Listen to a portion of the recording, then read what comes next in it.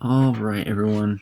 So we're going to be doing exercise 11, brief exercise 11-6. So question here is the stockholders' equity section of Flint Corporation's balance sheet consists of common stock at $9 par, consisting of $1,260,000 and retained earnings of $460,000. A 15% stock dividend, 21,000 shares, is declared when the market price per share is $15.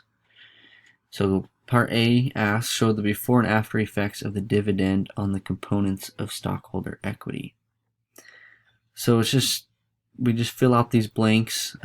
Reading in the book, it'll outline this for you. So obviously we're trying to find out the stockholders' equity, and so the top portion there is stockholders' equity, and then we add paid-in capital underneath it. The next box is common stock, so we start out with $1,260,000, which goes in the first blank, and I just did before dividend first. Obviously there's no paid-in capital in excess beforehand, so we leave that blank. The total paid-in capital is this right here, so the $1,260,000. It says retained earnings was $460,000, and so the total stockholders' equity is retained earnings plus our total paid-in capital, which is $1,720,000.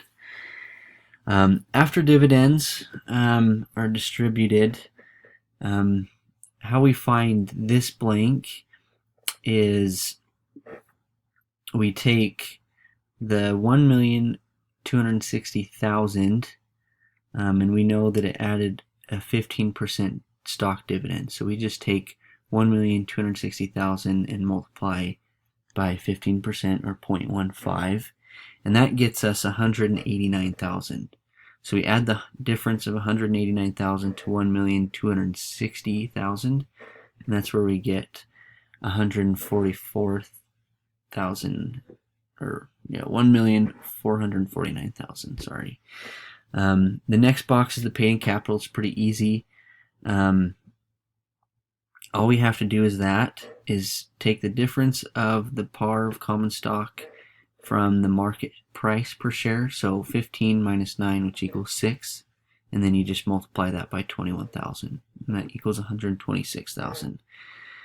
The total paid-in capital, what we're doing here is just adding these two together, and so you take the $1,449,000 plus 126,000, and that equals $1,575,000.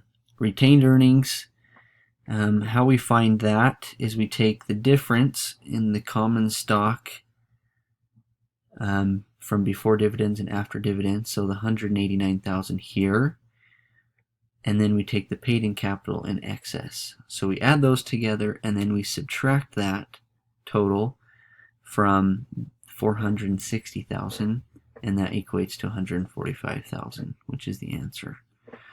And obviously you go ahead and you add these two together, and it's the same $1,720,000. So that completes part A. Let me know if you have questions for that. As far as part B, it's pretty simple.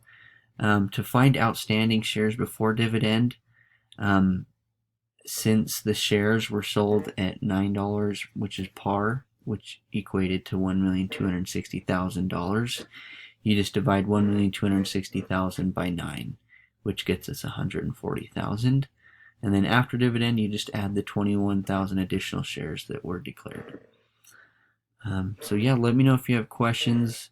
There's a section in the book that really outlines it for you. It's on page 565 on the bottom, as well as 556. Those were able to help me find the answers for this question.